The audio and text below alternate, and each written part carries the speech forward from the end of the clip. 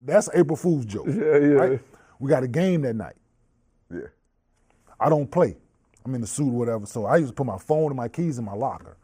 I didn't want that shit in my suit pockets. Yeah. So JR didn't put the little ball boy Laquan up to go put the popcorn and shit in my car. My keys in my locker. So after the game, I don't play. First one out, I hit my alarm on my car. It don't unlock. Automatically, I know I lock my car every time I get out. Motherfucker.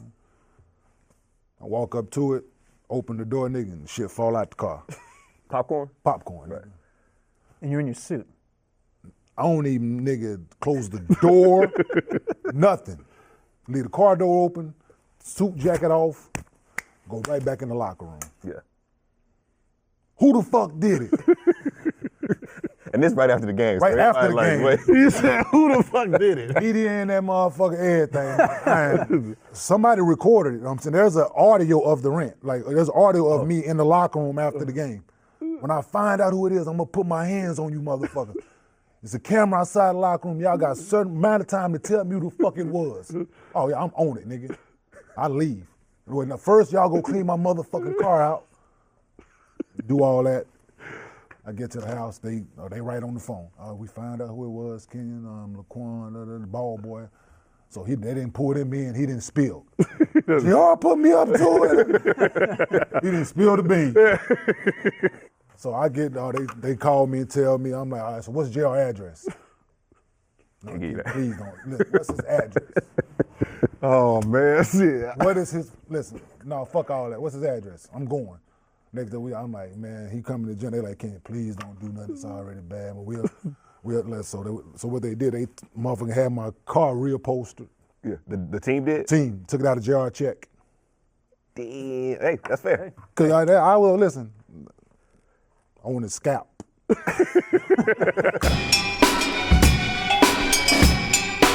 Welcome back to Out of Bounds. I'm Pierce Simpson, and I'm joined here by Complex Sports editor Adam Caparel. Adam, we got to get you some stats, brother, so I can say something other than Complex Sports editor. New York Knicks #1 fan? Maybe number 2 or 3. Number 2, okay, all right. Here alongside Adam Caparel is 3-time NBA All-Star, All-NBA 3 times, Mr. Gilbert Arenas. Gil, how you doing? I'm good. Hey, how come you ain't got no logos on your hat? Where do you buy a plain hat? Because watch this. Because we got ABC. They the logo at the beginning. Oh, okay. I'm just saying, I've never seen a man without a hat. Ain't no jump man, no nothing on it. Just swap meet hat. That means you're going for business. Hey, Kenyon knows the Big T Bazaar. That's what I'm talking about. Exactly. Texas boys in the building. And our special guest to Out of Bounds is #1 overall pick in the 2000 draft, NBA All-Star, NBA Finals participant, Mr. Kenyon Martin. Kenyon, how you doing, brother? Good, brother. I'm good. Thanks for having me on, gentlemen. Got 2 Texas guys in the house. This is how we do it. Now, fellas, today is a big day in the NBA. It's the trade deadline. I believe at 3 p.m. Eastern, it'll be final. There's a lot of rumors circulating. We've already seen Blake Griffin traded from the Los Angeles Clippers to the Detroit Pistons. There have been a few other names that were traded, like Tyler Zeller, but nothing that really moved the needle tremendously. Woj is reporting that DeAndre Jordan and the Cleveland Cavaliers are potentially talking on the trade. A third team could be involved. Who are we expecting to be moved at the trade deadline? Kenyon, who you thinking? Nobody. I just think it's all fluff. Teams got these bad contracts. They signed these players whenever they did. I think they go stick to their guns and wait for free agency and see what they can do. Just kind of had to eat it. Just had to keep those contracts. I think so. The whole thing with Blake moving was a surprise. I was totally expecting DeAndre to be the first one to get moved. But it didn't happen. I don't think he's going to go anywhere. I think DJ will stay put. But if it does happen, I'd be surprised. You'd be surprised. Gil, what you thinking? Look, I don't think you motherfuckers listen to me at all. I told y'all DeAndre wasn't going nowhere. Woj just said he might get traded. But you remember 2 weeks ago, it was Lou Williams and DeAndre. And I said, there's offers on the table for them too. Lou's just signed his offer.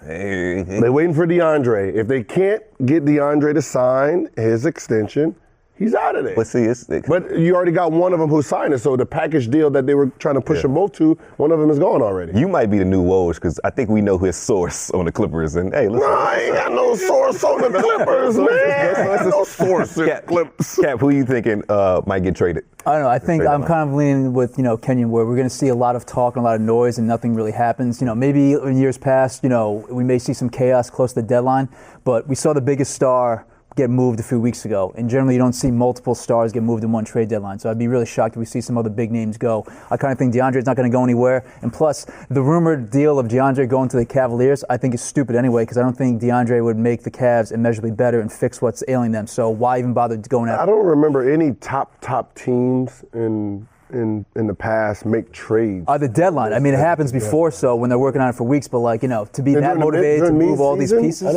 But I mean, if I'm not mistaken, the Detroit Pistons made the move to get Rasheed Wallace, who played like one game with the Atlanta Hawks, and then they went on to win championship that season, right? Listen, the only game he played against the Hawks was us in New Jersey. Right. He scored like 36 or something like that. Who did?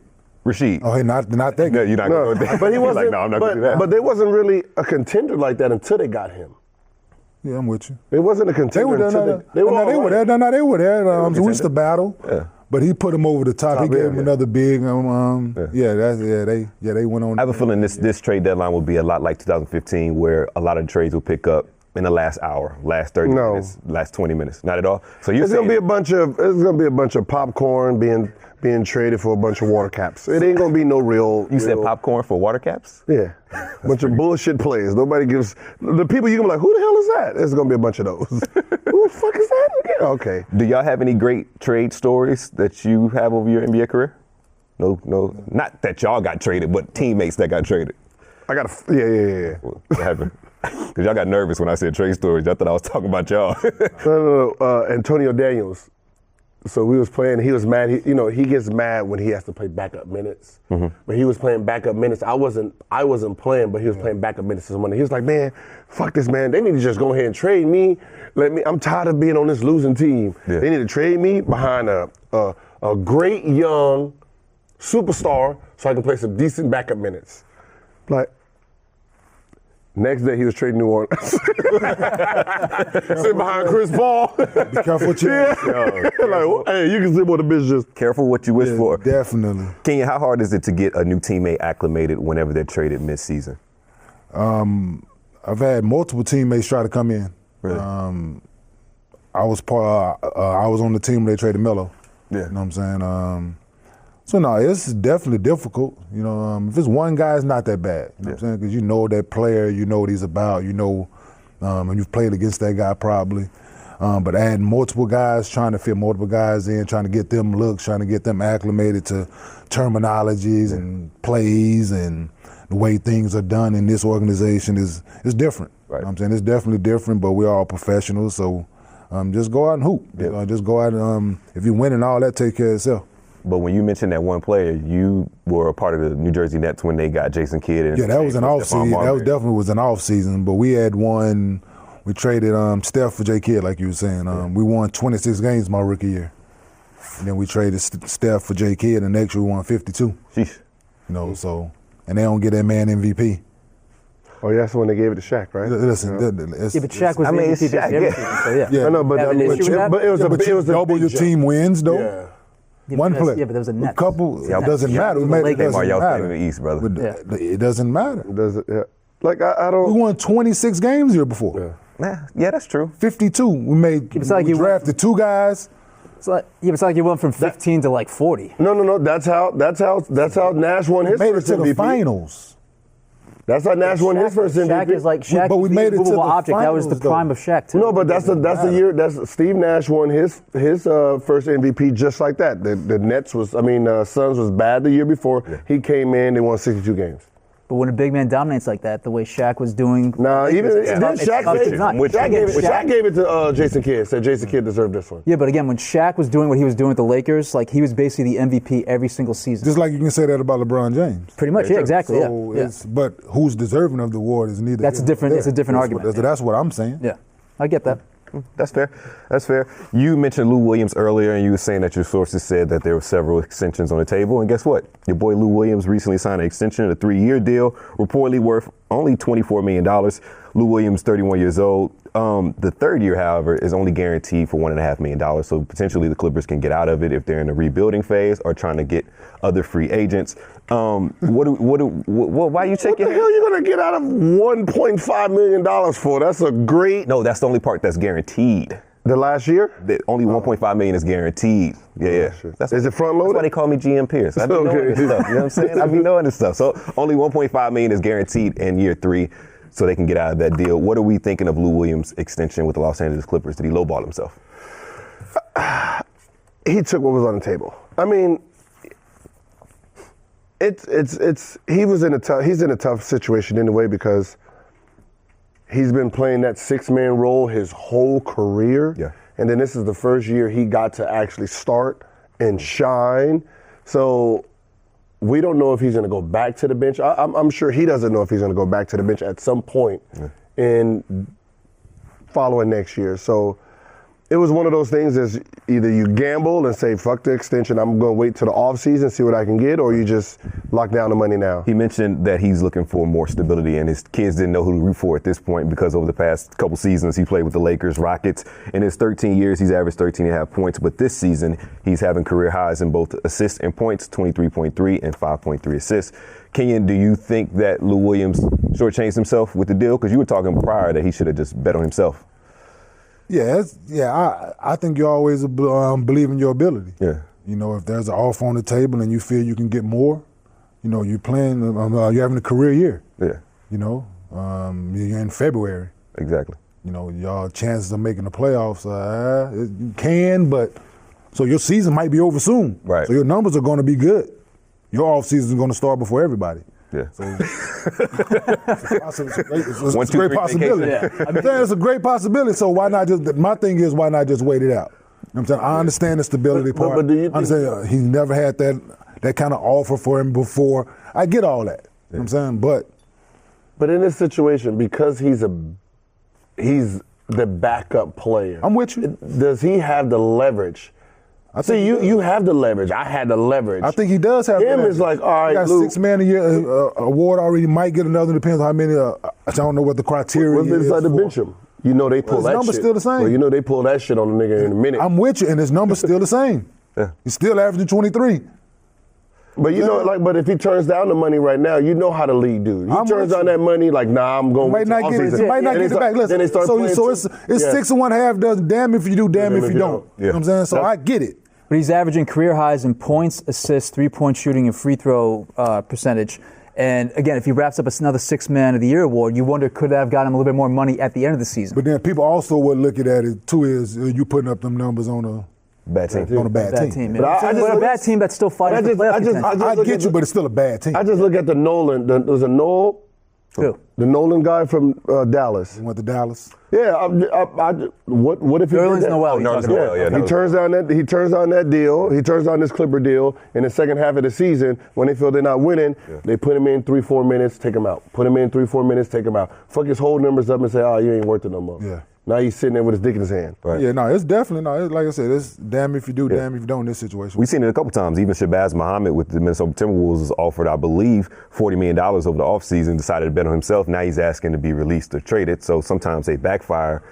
Do you think that I think he just wanted to stay here. You know, some people, he likes LA. Yeah. I'm with him. Do you think he'll be a future asset to be traded because his contract is relatively cheap? I think You're saying that's just a league? Because, I mean, he has a skill set. His skill set coming off the bench, instant points. Yeah. You know, a championship team will try to use him at some point. Yeah, he has another, just look at Jamal Crawford. Jamal Crawford, what, 38, 39? Still. Yeah, still doing what he's been doing since 2000, since we came in together. We was in the 2000 draft together. He's been a walking bucket since then. Yeah. Lou Williams been a walking bucket since he came in the league. You know what I'm saying? So, like, what do you make of him playing with so many teams so far? Sixers, Hawks, Raptors, Lakers, Rockets, and now Clippers. Go look at Jamal Crawford. You got to remember, he's a hired gun. Definitely. In a sense where he's going to always make a team because someone wants that 6-man to come in and give me instant buckets. Yeah. So technically, he's a starter for most of these teams, but they like his skill set coming off the bench to give them just quick buckets and let him play in his role. You don't have to worry about the offense. Just do you. That makes sense. That's why I think the Cleveland Cavaliers made a mistake with JR. I'm saying with JR. Yeah. Like, that's what JR does. Like JR is not, in my opinion, I think he got comfortable in that 6-man role. So you put him in the starting lineup now, there's a different dynamic. He's not getting the same looks he was getting with the second unit because he's not getting the ball. He's out there decoying and stuff like that. So now he has to run more offense, and he wasn't used to that. So therefore, with Lou Will, I think he'll be put in situations moving forward, whether it's this year, next year, wherever it's going to be. Every team he's been on thus far, that's that. Listen, hey, we need a bucket. Lou! Summer League. Lou out there, listen. Walking bucket, man. He getting it. Listen, no matter where you give him a ball, Jamal Crawford the same way. You give him a ball, no matter who it is you put in front of him. Lou! Need a bucket. Summer League basketball right there. What it is at its finest, man. When you go to Golden State and drop 50, especially this team that they're playing. He can be a bad man. And also with the extension, again, we talked about stability. He can't be traded for 6 months. So that gives him, so he's not going anywhere. 6 months. Well, no, that's the stipulation of the contract extension. So for him and the family, it's good to know that he's then definitely going to be in LA through the rest of the season. July, right after the free agency. right after free agency, the 31st. Like Mirotic couldn't be traded for a minute. Guess what? As soon as he was available, you're going to New Orleans. Well, we'll see in the summertime. All right. Breaking news here on Out of Bounds with the trade deadline quickly approaching. The Cavaliers have made a major transaction involving the Lakers, so let's get into that and how it affects the Cavs, Lakers, and also it's going to affect the Cavs going forward with their big game against the Celtics this Sunday on ABC. This is In Play. All right, Pierce. Woj dropped the bomb. Woj, We thought that maybe this deadline wasn't going to be that eventful, and all of a sudden, some major news just got dropped on us. Y'all scumbags thought it wasn't going to be eventful. Me on the other hand. I thought that maybe we'd get out of this one with nothing major, but I had a feeling that something would happen. Cleveland just couldn't stand pat and just keep the roster that they had. It was just too many struggles. They were always in the rumor mill about making a potential trade for DeAndre Jordan and potentially working with the other LA team, but it was the Lakers. It kind of appeases both sides. Lakers get cap space, and the Cavaliers get some much added point guard. So real quick, Kobe Altman and Rob Pelinka, Lakers made a move. Lakers are getting Isaiah Thomas, Channing Frye, and a protected first-round pick. Yes. The Cavs late first-round pick this upcoming draft. Not the Brooklyn one. Not the Brooklyn one. And the Cavs are getting Larry Nance Jr. And the most eventful acquisition, I think, in this transaction, and that being Jordan Clarkson. Yes. So how does Clarkson slot in now to the point guard position that was obviously a major issue with IT and for the Cavs the entire year? So the rumblings you've been hearing throughout the season is that IT is very ball dominant, needs the ball to score, likes to take shots. He's more of a hired gun. We saw him with his hands up at basically the half-court line last night trying to get the ball. It was very much Deion Waiters-esque, but the fact that you bring Jordan Clarkson to the fold, who has a history of coming off the bench, so he knows how to get buckets in spurts. He knows how to play his role. I think he fits this position well. He could potentially start. And with Larry Nance being a part of this trade, I just think of the potential small ball lineup that Cleveland can have against Golden State, where you slide Larry Nance to the 5, you have LeBron James at the 4. So you have two highly athletic front court players to match up with Kevin Durant and Draymond Green. But will they play enough defense? Because we talk about this every single day, it seems like. The Cavs need help defensively more than anything. Yes, it's great to get Jordan Clarkson that, can be instant offense. He's been coming off the bench for the Lakers, but I guess he starts for the Cavs going forward. But are they going to bring enough defense and they're going to help the core problem of the Cavs, which they can't defend anybody? As a 6'5" guard, I think he can pressure the ball at the point guard position. And, of course, Larry Nance is your typical, hey, I'm a rebound, I'm a play defense. I think, in a way, he's an upgrade from Tristan Thompson, considering contract, value, everything considered. So, and this gives Cleveland insurance for next season. Yeah, I mean, that's kind of the underlying thing here. It's that, this isn't going to make LeBron stay in no way, shape, or form. This is the deciding factor. I mean, it's not even close, but it gives him something more to think about with, Clarkson maybe being a more enticing piece to keep him around, blah, blah, blah. Quickly for the Lakers, this move was more about clearing cap space for the future. More than anything, essentially, this allows them to go after 2 max players either this summer or next summer. So, they're obviously positioning themselves for a big play, possibly at LeBron come June or July time. This is a play for the future. But the team of the moment, the team of now, are the Cavaliers. They're coming off the big win last night where LeBron drained that game winner. They go to Atlanta on Friday, but then they have the Celtics for a huge matchup between the two, what we think are the best teams in the East, currently 1-3 in the Eastern Conference standings right now on Sunday. So what are we expecting to see come Sunday on ABC, 3:30 Eastern? I think I will give the Celtics a nod simply because Cavaliers have a new team at this point. It's new rotations, new members, just different things. IT was starting for the Cavaliers for a long time. That starting 5 of LeBron James, Isaiah Thomas and company were one of the worst rated starting lineups in the league. So I'm going to lean towards Celtics. Yeah, it's like you wonder how much energy this infuses into the team itself. You're not losing any core players because IT seem to be, at odds with Ty Lue and the players in the locker room. So it's like, not to call Isaiah Thomas a cancer, I'm not going that far, but like it just wasn't working. Right. So it's like you get rid of the guy that was kind of, low-key the problem and not really Kevin Love. Yeah. And maybe that kind of gets a huge jolt to the system and kind of gets them in gear. Last night, everyone's going to point to as being a potential turning point. I'm kind of like, let's hold the horse a little bit. Let's see how they respond in Atlanta, blah, blah, blah. But, yes, it's going to be very interesting to see how getting these two new guys into the fold and getting a guy that's going to essentially be running the offense for the most part, I would think, going forward, how he gels with LeBron, with JR, with the other guys to kind of get them in gear and get going. But, yeah, again, it comes down to me, it's like, are they going to play enough defense? And I still have my reservations. You can say that Jordan Clarkson's probably a better defender than IT, but is he still going to play enough defense to defend against the Raptors, the Celtics, and obviously the Warriors of the world? But Isaiah Thomas was one of the worst rated defenders in NBA history. Yes. The history of the NBA. Yeah. Not just this season, the history of the NBA. So pretty much anybody. You're saying that Mannequin would be an upgrade over IT. Exactly. Defense, anybody is an upgrade over Isaiah Thomas when you have those type of statistics. And a lot of that's just based on his size and his ability on the defensive end. But I think this means that Tristan Thompson will slide to his role of coming off the bench. When Kevin Love comes back into the fold, maybe you compare him to Larry Nance. So you want to see the Cavs go even smaller. That's the NBA at this point. I guess so, yeah. I mean, and again, interior defense is not the problem anyway. It's not the main problem. I mean, it's part of the piece, but it's just not it's not the issue. Yeah. I'm very curious to see how this all pieces together. It's very enticing. It's very awesome to see a young kid like Jordan Clarkson that brings a lot to the table, a guy that can get you 20 easily. He's been coming off the bench for the Lakers. But how he slots into the system there, I'm sure this is going to jolt LeBron and get him psyched up. And again, you get the guy that was essentially the biggest problem out of the way. But, to see them respond this quickly in Boston against the best defensive team in the NBA will be interesting and a place that's going to be jacked up because it's Paul Pierce's jersey celebration time. Yeah. Thankfully, we don't have to worry about the bullshit of is IT going to get a video tribute because now the Cavaliers took care of that problem. So I'm sure Danny Ainge is sending bouquets of flowers to the Cavs and the Lakers themselves. Like, we don't have to deal with that nonsense anymore. But, yeah, I'm curious, can they really get this shit together in a few days, be good enough to go and be on the same page to battle the best team in the East right now, the best defensive team. And, again, are they going to be able to stop the Celtics? Are the Celtics the best offensive team in the league? Not even close, not even by a long shot. But still, they got some sharpshooters. Jason Tatum.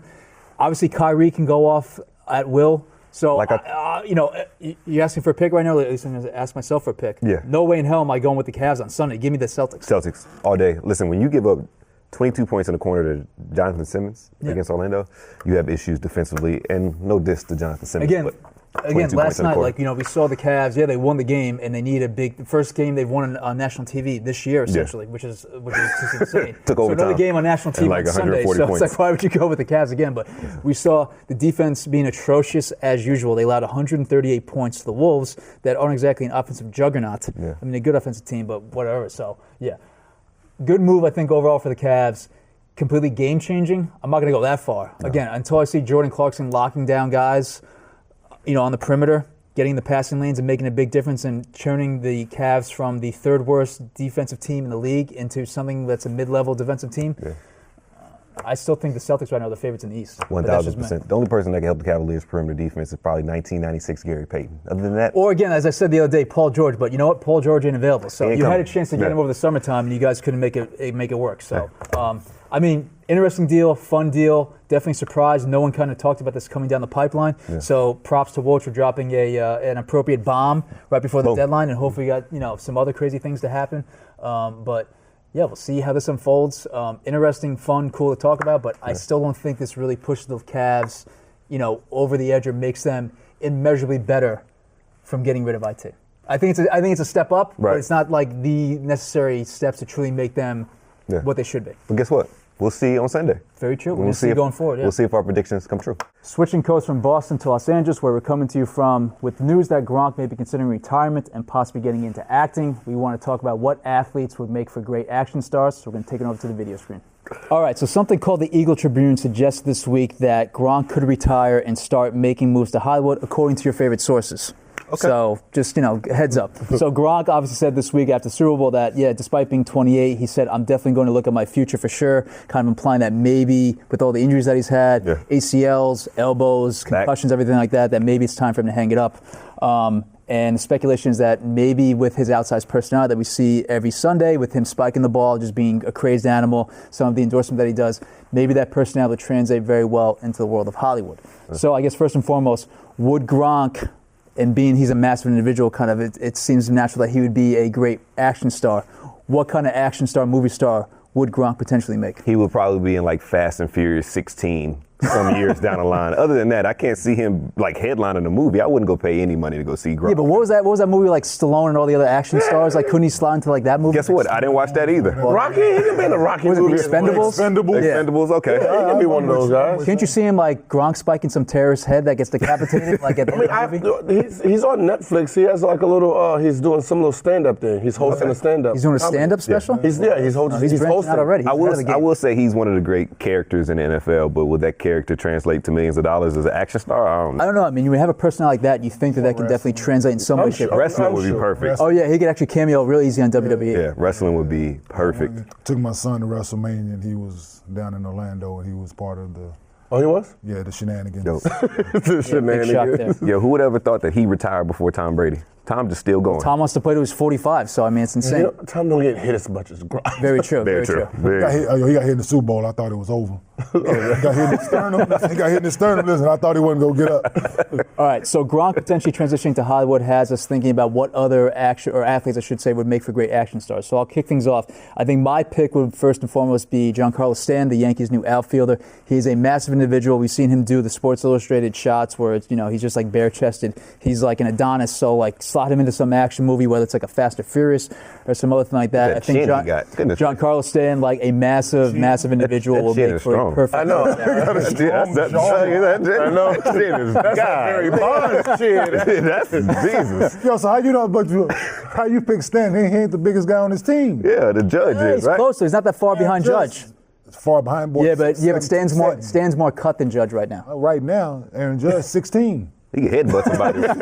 That's how he wins. Aaron Judge is still growing. Yeah. Still growing. He's a kid. All right, Pierce, who are you going with? I'm going with James Harrison of the New England Patriots, formerly the Pittsburgh Steelers, simply because his weightlifting videos remind me of what penitentiary workouts might be. The Ja Rule workout. Yeah. Also, you just put him in every prison movie. Pretty much. Pretty much. He could be in Colors. He could be in South Central. Yeah. Exactly. When Shawshank Redemption 2.0. Listen, in a dark alley. Just him. Period. Just him? Listen, I'm taking him with me. Listen, he's scaring kids on Halloween. Easily. He bench presses on the squat rack. Media members every afternoon when they Wait, what? Who bench presses on the squat rack? Think about that. He puts a bench underneath the squat rack and bench presses a squat rack. Also, who works out in a full sweatsuit? Full sweatsuit. Full sweatsuit. Him. Yeah. That ain't 24-hour fitness. Nope. He ain't trying to show the muscles out. You know he got him. Yeah. He look just like that. Exactly. Look at that head. Look. Come on now.